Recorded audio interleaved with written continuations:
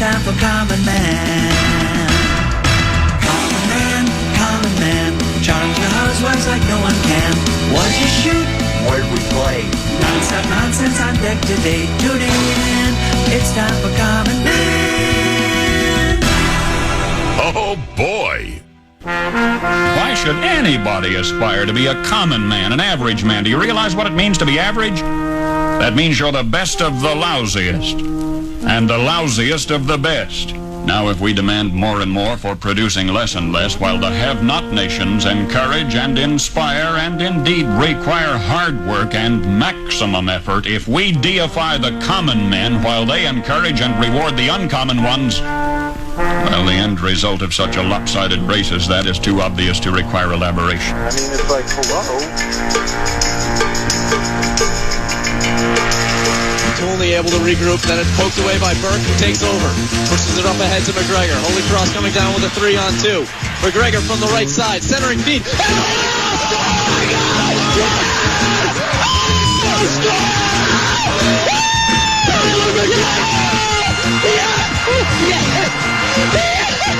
And off of a rebound, puts it past Kelly Riggs, and Holy Cross has knocked off the Minnesota Golden Gophers.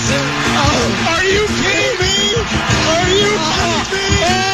Yes! Oh my goodness. We're not going home yet, baby! Just 53 seconds into overtime, and the Holy Cross Crusaders are mobbing Tyler McGregor and Tony Quesada. It's the second chance. It's the second effort, and it goes in. Do you believe in miracles? Yes! Yes, I do! Holy Cross has shocked the world right now.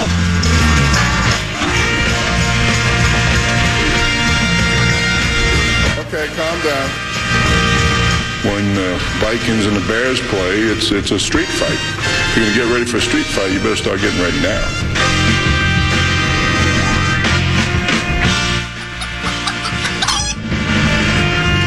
Mark, they can't pitch. They can't hit. What is with? I mean, come on.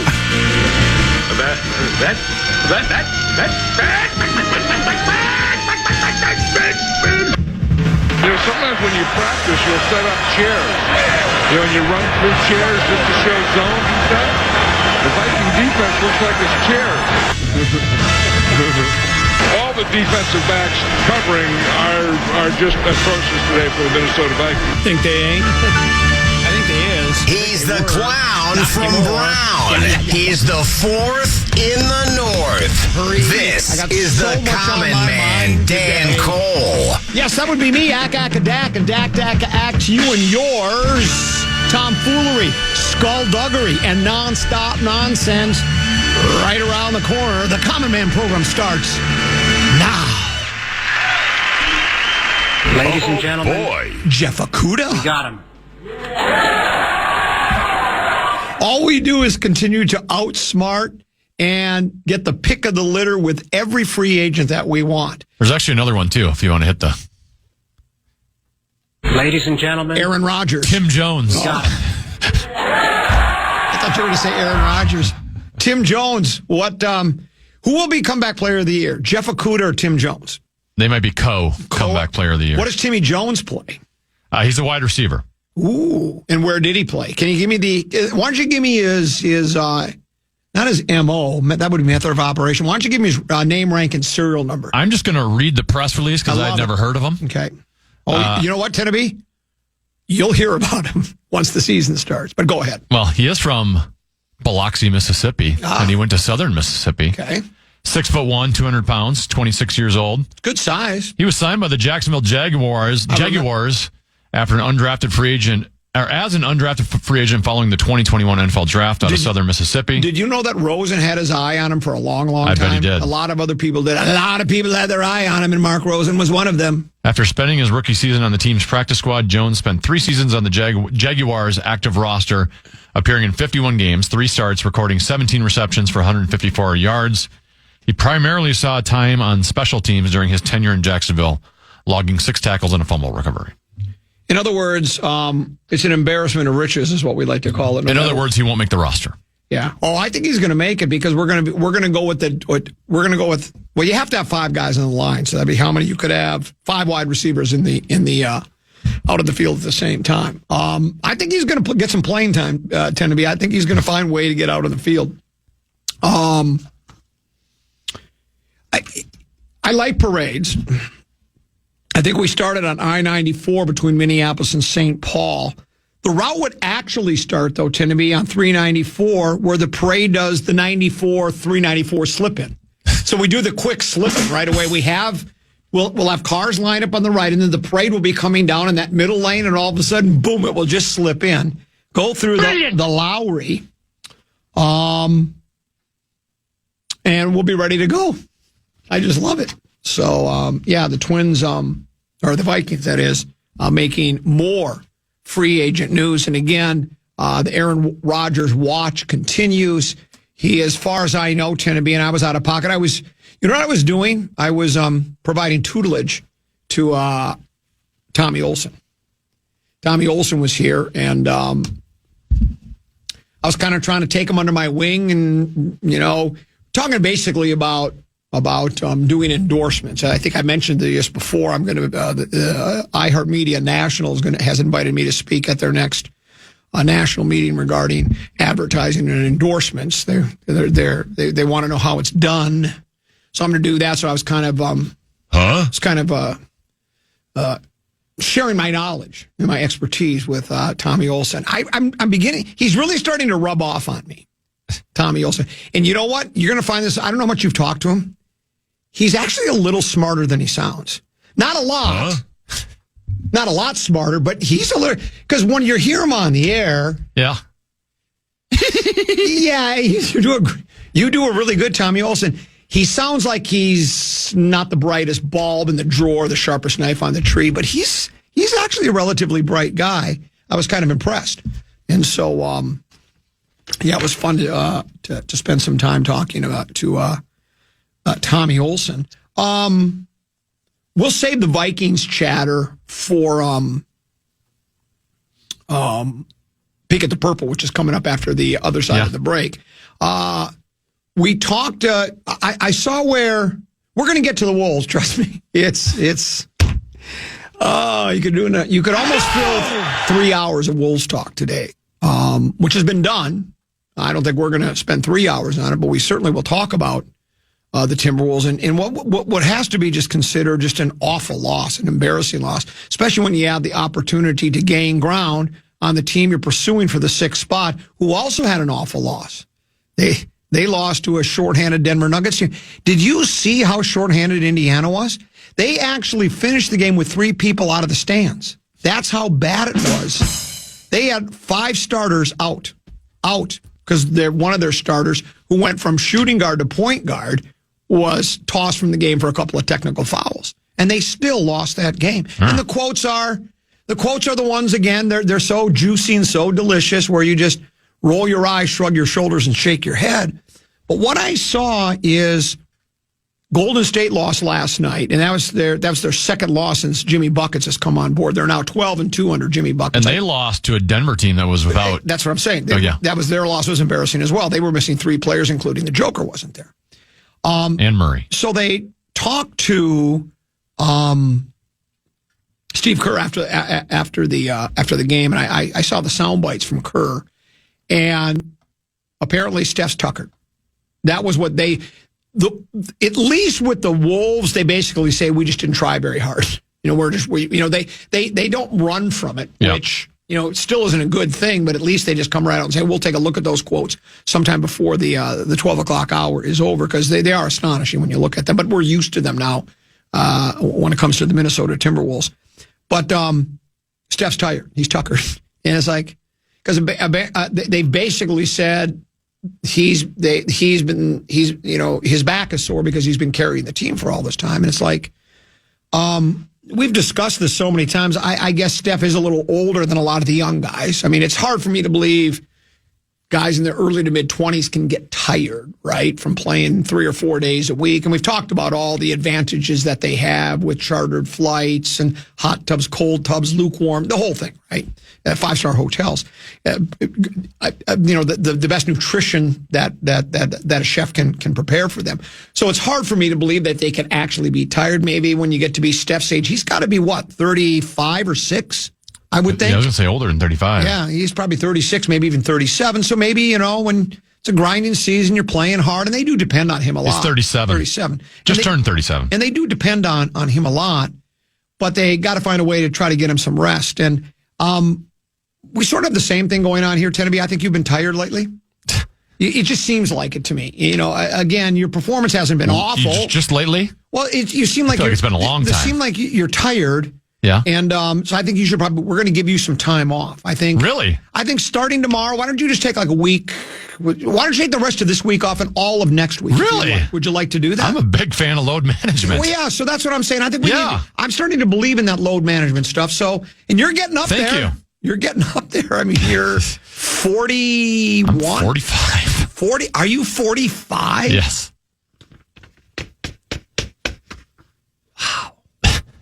Disappointing, I know. Where did your life go? It's a great question. What were your hopes, your dreams, and your aspirations when you first got out of college? I mean, were you hoping to be like, identify yourself? Were you hoping to be like a big-time hockey play-by-play guy or commentator, or didn't you really know what you wanted when you first? I would say I'm 45 and I still don't know what I want to do. So that's probably why I've been in neutral as long as I have. If it would have been like play-by-play guy, I would have gone in that direction and done everything I could to do that. While you don't know what you want to do, I know what you should do. I'd find another profession. That would just be me. And it's not that you're not good at what you do. You're a great bridge producer. You're the best master control supervisor in the business. Oh. Nobody does Beyond the Pond as well as you. Do you do it at all anymore now? Or are you out? No, I stopped a while ago. You're out of Beyond. Once we had kids, I said no more Saturday mornings for me. It's not that you're not, but you do seem to be like, you're going nowhere fast with no chance for advancement. Yeah. And I don't mean that as a negative. I'm not trying to chase you out the door. I'm not trying to chase you out the door. Sounds like that's exactly what you're trying to do. I'm just looking out for your own good, like I was for Tommy Olson. Let me take you under my wing.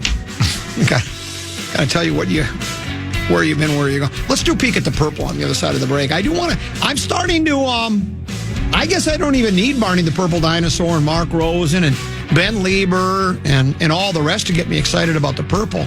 I really do like what they've done so far. Again, free agency, you'd rather get guys young and cheap, but when you don't have a lot of draft picks, but you got plenty of money where that came from, it's the next best route, and it's working out pretty well. So let's pause, come back with a little Distat Lat here on the Common Man program on the Fan.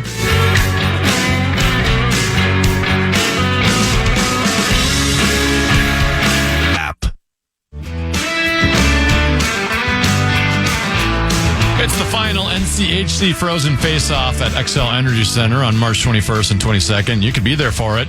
Head over to our contest page and register for a chance to win a pair of tickets to both days. That's KFAN.com. Keyword contest to enter. That sounds like a heck of a concert. I might want to show up with some friends. 12-13-14 pass, Common Man program. A lot of different ways to get a hold of us here at the Fan. 1-800-320-5326 is our telephone number. Don't bother. We don't answer it unless it's a contest. Speaking of contests, a little bit later today. Or unless it's worn.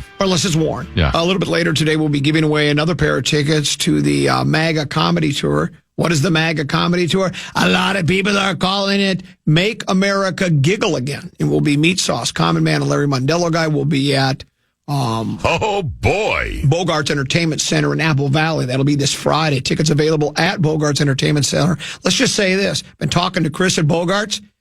Ticket sales are brisk.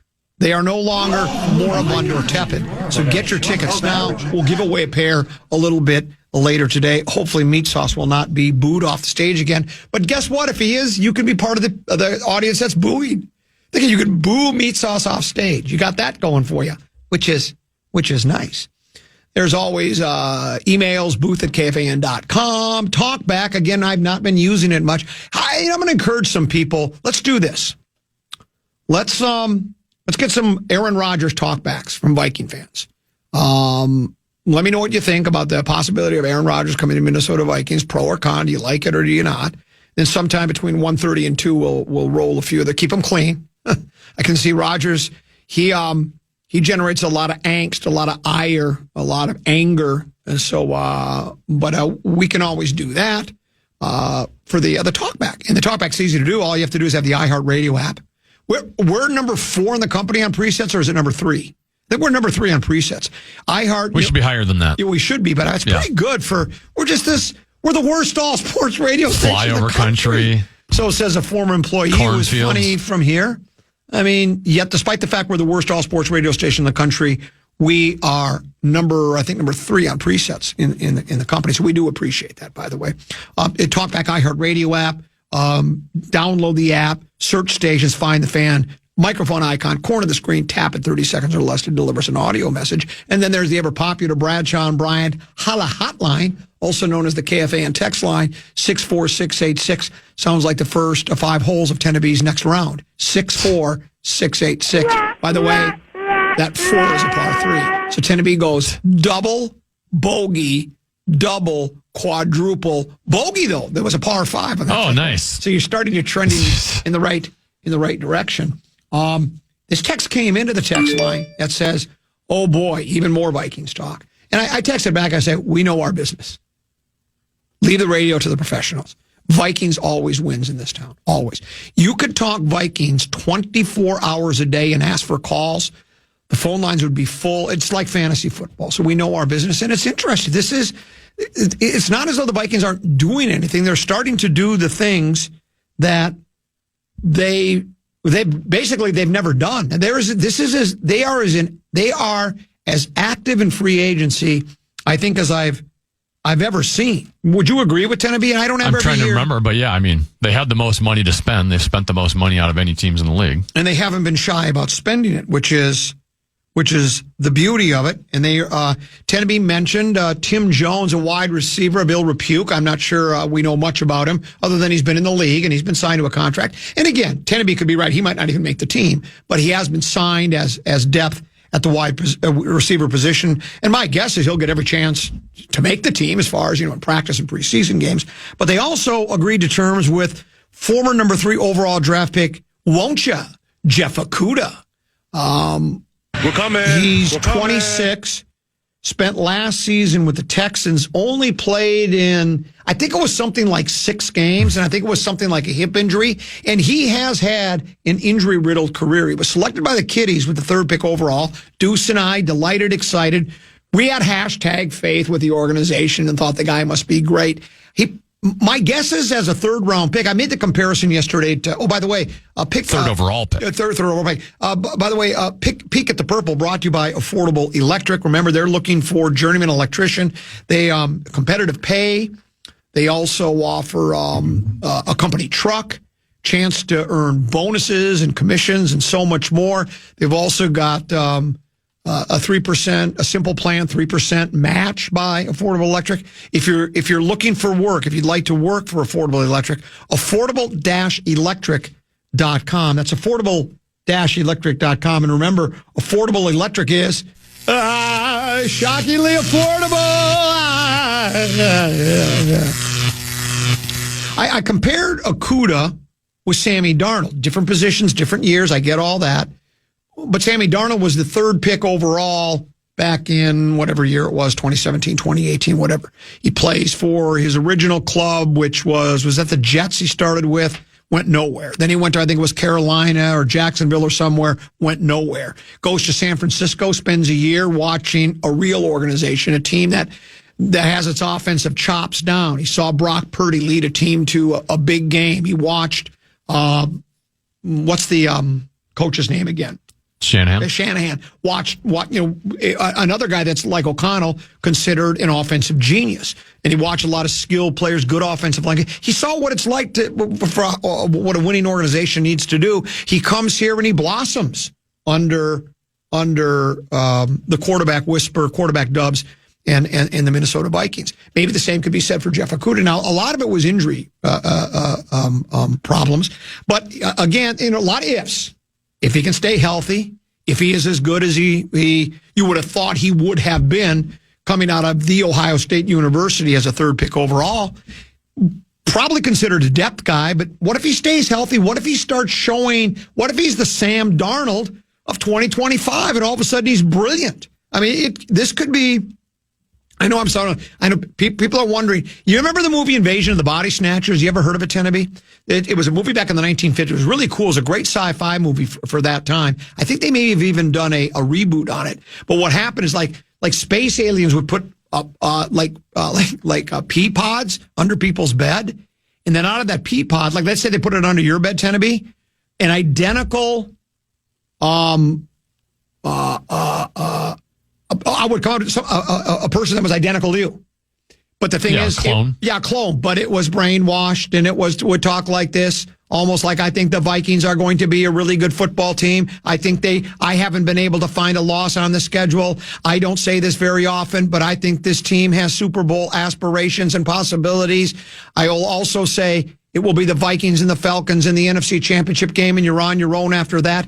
And people are probably thinking I've been cloned to be like Paul Allen. I'm just excited about what I've seen. I've always said I get this reputation of being like every day on the show is a wet blanket Wednesday. I'm just harder on the team. I don't do this hashtag. I love PA, and he's as good as he gets. I can't carry his microphone. He's a national treasure. He's brilliant at what he does. But his approach is he's I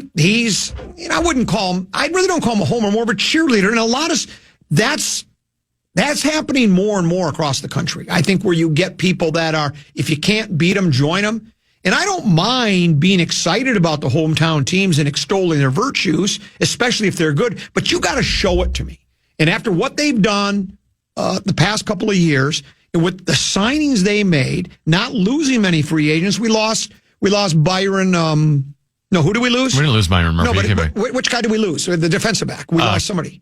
Yeah, Bynum. Cam Beasley. Yeah, so we lost Cam Beasley. We lost the other guys. I think we lost. We basically let go, right? Well, technically, like Stephon Gilmore and Shaq Griffin are not. Okay, they haven't signed anywhere at all. They could come back. We released Bradbury. We traded Ingram. Right. I just like the moves that they're making. The two offensive linemen have proven their that they can play in this league, and so is the two interior defensive linemen. So I like the things they're doing. Is Jeff Okudah the Sam Darnold of 2025? It remains to be seen, but I like what I've seen so far. Now, of course, much like Mission Impossible, I will deny I said anything like this if the Vikings go in the tank, and this tape will self-destruct in 5 seconds. Let's do this. By the way, Peek at the Purple brought to you by our friends at Affordable Electric. Go to affordable-electric.com. Apply for that journeyman electrician job. Affordable-electric.com. The shockingly affordable. We'll break. We'll come back with a little Distat Lad here on the Fan.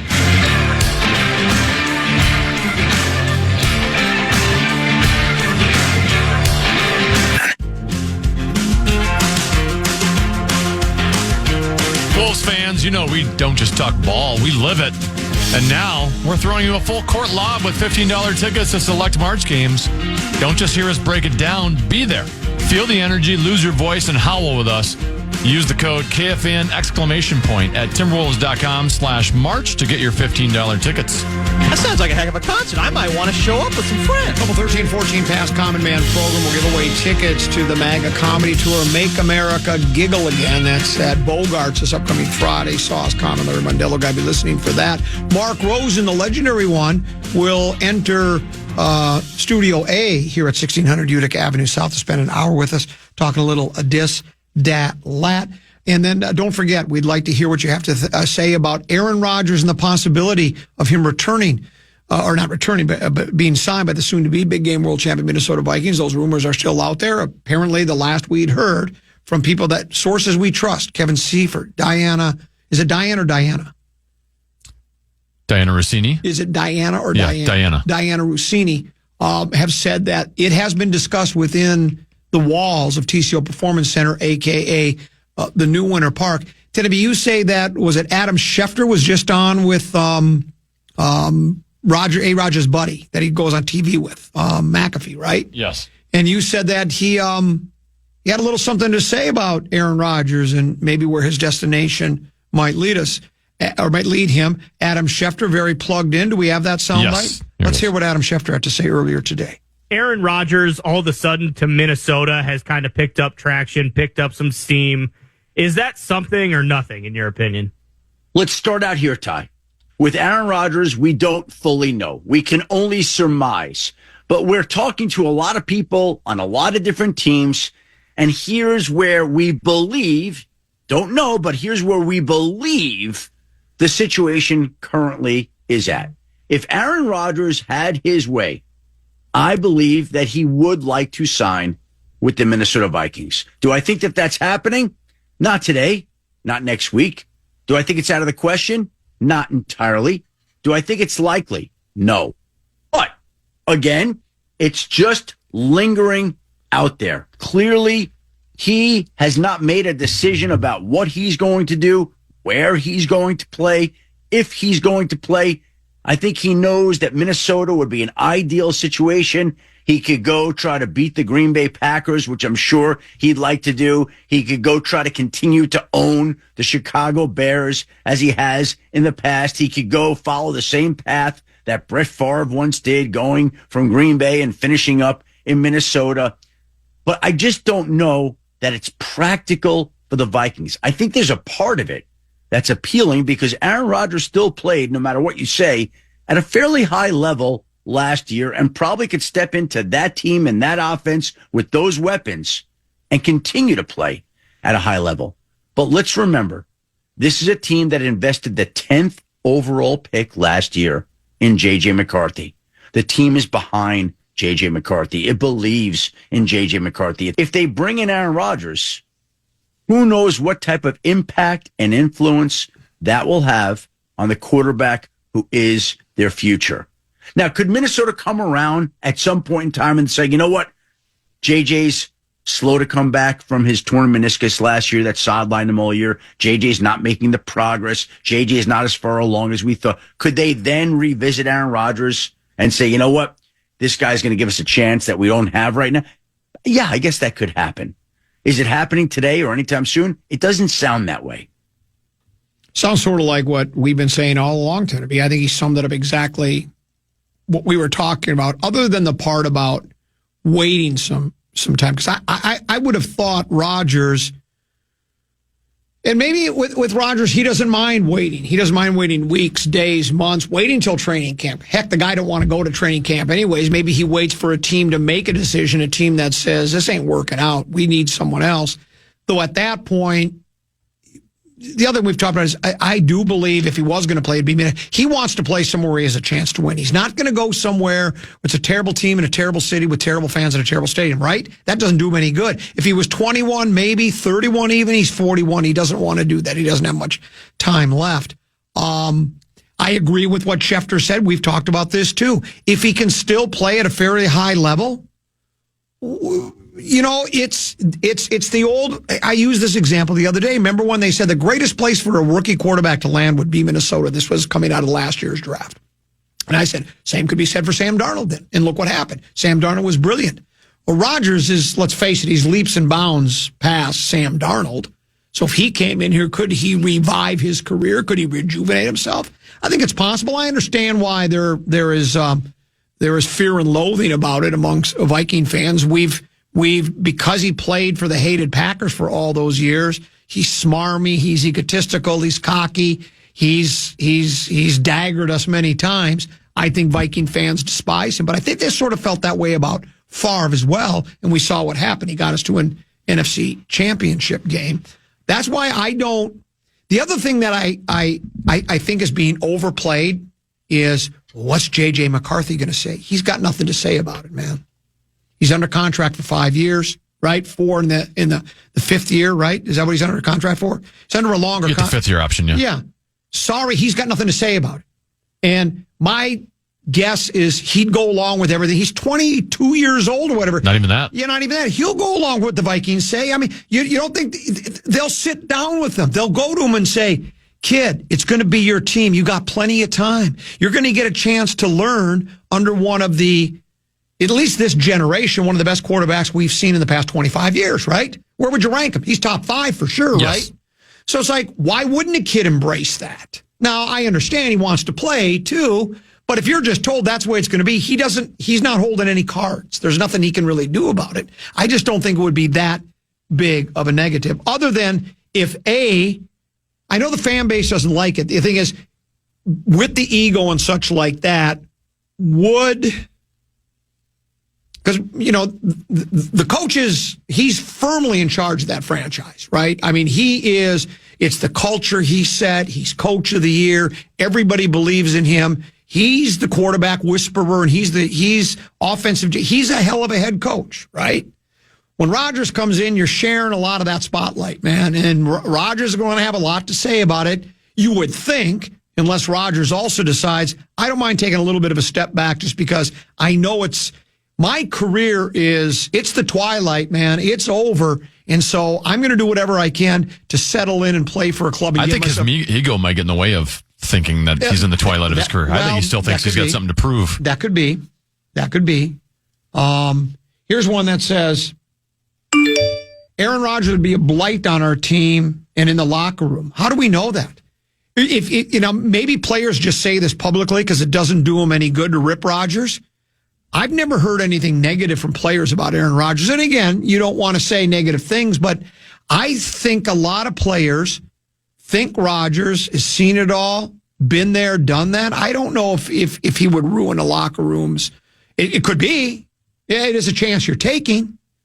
But I don't know if that's necessarily true, right? Well, and all we ever hear about is culture. Well, what has that culture gotten us so far? Like, maybe it's good to have someone come in and ruffle the feathers. That's true. Every once in a while. I wanted to bring up the point of, I think we all assumed first week of free agency, like this thing was going to come down, like the quarterback domino would fall within the first day or two, right? Correct. And now I'm starting to think this is going to take a long time for Aaron Rodgers. One, he loves the attention, but two, I think he's got a lot of leverage in terms of he doesn't, you kind of look at it and go, well, the longer Rodgers waits out, do the teams just move on? Right. But I'm now looking, I'm going, well, the two teams that would be most likely to move on, one, the Giants have the number 3 overall pick.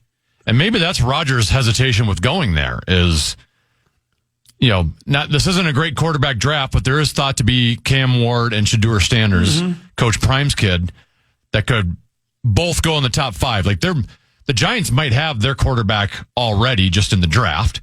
And then the Steelers, the only other quarterback option available really, if you want to win right now, other than Aaron Rodgers, is Russell Wilson. Yeah. Russell Wilson was just on their team. If he hasn't re-signed with the Steelers now, he ain't re-signing with them. There's now a divide there. So the Steelers are caught in the situation where it's Rodgers or bust. We don't have any other options here, so they got to wait it out. They're not going to go move on from him. And the Giants really don't need to move on from Aaron Rodgers either because they've got the number 3 overall pick. They might just draft that quarterback. So Rodgers might be able to just sit here and wait and let this go and linger and linger and linger. And maybe by then the Vikings have more information on the progress that J.J. McCarthy's making from his injury, right? If it's not developing the way they would like it to go, progressing, maybe they can lean back on Rodgers because he'll probably still be available. I was led to believe that a meniscus knee injury isn't nearly as serious as an ACL, MCL. Then why do we still have so many question marks about it? He had to clean up. But you would think after it's been a year, it'll be a year once we get to training camp, won't it? Because that happened early. It shouldn't be a problem, but ultimately we don't know. Right. It's not like they let us know on that. And I think, and I'm seeing the text coming in. And I'm guessing if they knew it was a problem, they would have gone to a different solution by now. And again, I talked about, this Rodgers rumor. has been circulating now for what? Is it going on a couple of weeks now, or at least a week, that he could come to Minnesota, right? And as I gauge reaction via the Bradshaw and Bryant KFAN text line, all the different message boards that you see and emails that are sent to comment@kfan.com, I still believe most Viking fans would rather not see Aaron Rodgers in a Viking uniform. This one says, regarding Rodgers and the Vikings fan base, I think we would have taken him and his arrogance like 5 or 6 years ago when he was still good, but now I don't think his poor play is worth the headache that he would cause. Here's another says. That makes a lot of sense. This one says, my biggest concern is I don't think he is a good player anymore. Here's another. Don't let Rodgers' toxic personality corrupt JJ. Here's another. It's a big NO for me. The difference between Favre and Rodgers is the poison. It was exciting to get Favre because of his personality on the field. Just a big kid playing the game he loved, laughing, smiling, and having fun. Rodgers is the exact opposite. Every incompletion is the wideout's fault or a bad play call from the coach. He always looks like he believes that he's the king, and every player that makes a mistake is a peasant. Way too many negative looks and body language during every game. There's some truth to that. I do think there is. That's pretty well said. I do think there was a difference between just the perception and the visuals that you get from. I bring it up all the time when he threw to the Watson kid. It was the first time he threw to him ever. First play of the game. Yeah, dropped the ball, and Rodgers rolled his eyes and didn't go back to the kid until I think it was like late in the third quarter. And it's like, you'd like to see a quarterback, especially when you're a veteran like that. The kid's he's probably nursing. Tell him, don't worry about it. It'll be okay. We'll come back to you. It's your first play of your career. Here's another. Why? What I don't get about the whole J.J. could learn from Aaron take is if KOC is so good at teaching, why would J.J. need Aaron then? All we hear is how great KOC is and how he coaches. So it sounds like J.J. doesn't need a mentor player. Yeah, I don't buy the mentor Aaron Rodgers. Well, I don't think Aaron Rodgers wants to mentor anybody. He'd come here because he just wants to have a season to have a chance at winning a ship. Well, right. I don't think he's coming here with the intention mentor first and then try to win a championship later. I'm not ready to say that he wouldn't pass along his knowledge to the kid in the quarterback room. These guys like to show off too. I bet when he's in that quarterback room, he's going, kids, I've seen this stuff before. Let me show you what's on that film. So I don't think, and you might be right and everybody might be correct. I'm not convinced that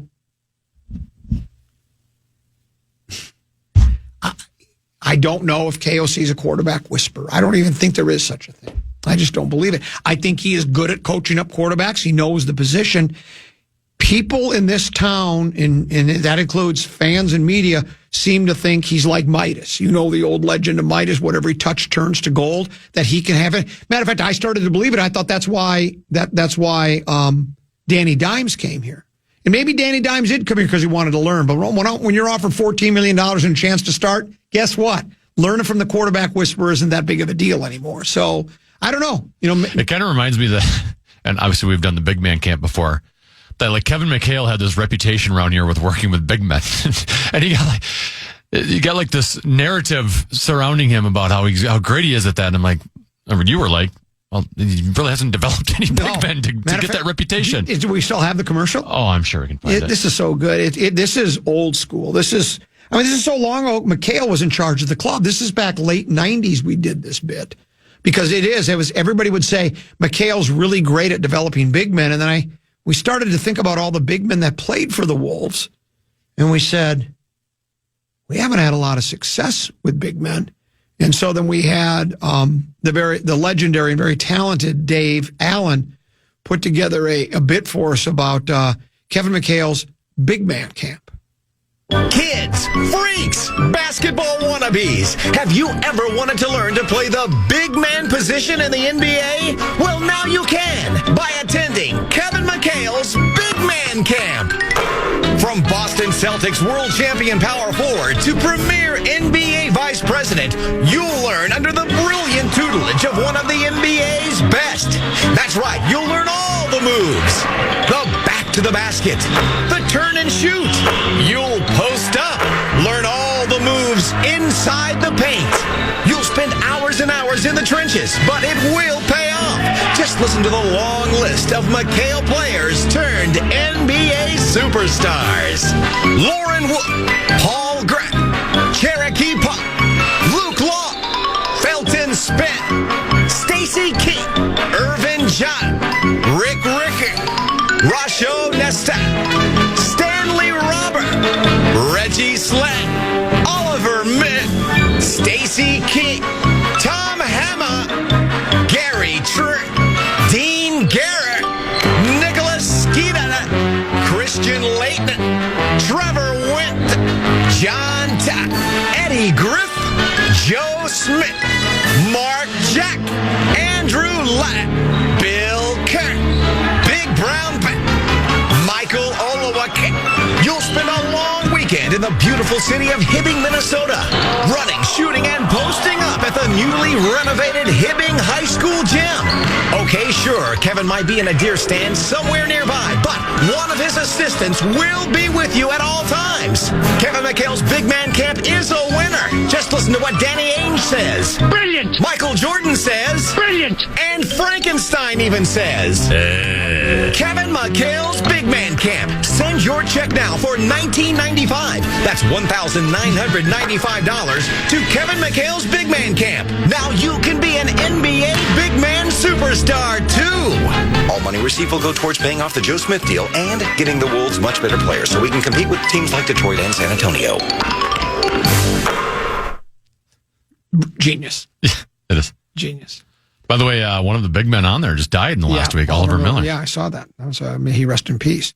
So, you forget what a long list of big men we've had here. And if McHale was working with those guys, they didn't work. Didn't work out because those were all very ordinary players, to say the least, right? So it's a good bit. So is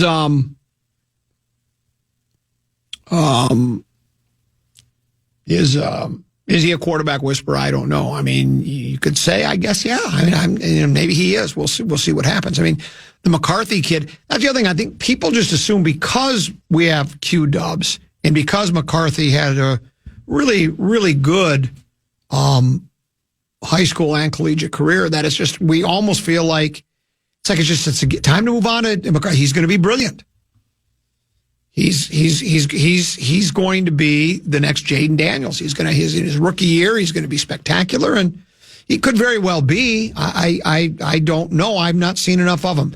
You know how much J.J. McCarthy I watched? I watched when they beat The Ohio State University in the Big Ten. That last game of the season in his senior year.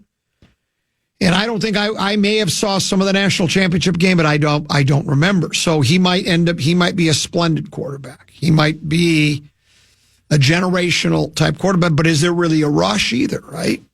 He looked pretty darn good in that one half of preseason football. He did look really good. And he had a great career. So I liked him a lot out of college. Yeah. Obviously the knock on him was he was in an offense that didn't throw a lot at Michigan, and they ran the ball a lot. So some of his passing numbers weren't the same as some others. Correct. But in terms of efficiency, he's got some athleticism to him. He can move around a little bit.